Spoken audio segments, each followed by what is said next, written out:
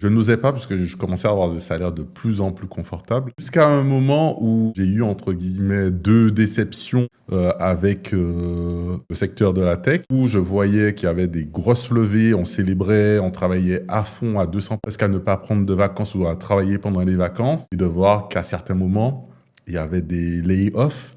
Je parle de ça remonte déjà à 4 ans et on voit en ce moment que ça se reproduit Est-ce que notamment. tu peux expliquer pour ceux qui savent pas ce que c'est? Oui, layoff, c'est lorsqu'ils décident du jour au lendemain de virer des gens. Heureusement, en France, il y a de la sécurité. Quand toi, en fait, effectivement, je te coupe, mais quand toi, t'es salarié et qu'en plus, t'as le nez un peu dans les chiffres de ce qui est closé, soit du côté comptable ou RH, soit du côté commercial, bah, tu te dis pourquoi, en fait. Tu t'es dit, bah, en fait, pourquoi ça licencie alors que nous, on travaille comme des acharnés, quoi. Tu prends conscience qu'en fait, bah, t'es pas un peu maître de ton destin dans la boîte et qu'en fait, effectivement, bah, pas de part dedans, quoi. Ça, ce n'est pas forcément le problème, mais c'est l'alignement, notamment le fait lorsque certaines personnes prennent de mauvaises décisions et ce sont les autres qui payent le prix, qui se font virer. On vient de le voir avec Braque. 50 000 salariés virés dans un mail à 6 heures du matin. Enfin, c'est vraiment tout ce que tu fais de classique. Pardon, hein, mais moi, c'est là où je me suis dit, en fait, c'est vrai qu'on critique beaucoup le système français. Là-dessus, pour les salariés, au moins, tu te dis qu'il y a au moins un minimum de protection parce que c'est vrai que là, tu prends les gens pour des numéros, quoi. Et puis aussi, alors je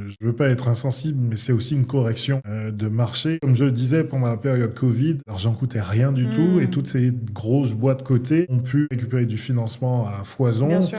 Étaient partis sur un trend où la consommation de services numériques, de jeux vidéo, de loisirs en streaming avait explosé. Du coup, ils ont recruté à tour de bras et maintenant utilisent un peu l'IA pour dire on coupe des têtes et qu'ils ont très mal géré. Leur structure organisationnelle n'est pas la bonne et ils utilisent des prétextes pour couper la tête. C'est des choses qui arrivent assez souvent. C'est des effets un peu très start-up où en fait on se dit on a une belle rentrée d'argent donc là on prend plein de profils pour montrer qu'on a de la masse salariale et de la croissance. Au final, tu as des profils qui sont pas si indispensables que ça dans la boîte, quoi. J'ai créé Pygmalion pour aider d'abord les artisans à récupérer des subventions, des crédits d'impôt avec des taux qui étaient quasiment la moitié de ce que les autres proposaient. Et là, j'ai eu certains d'entre eux qui m'ont dit « mais tu es fou, tu veux tuer le business » et voilà.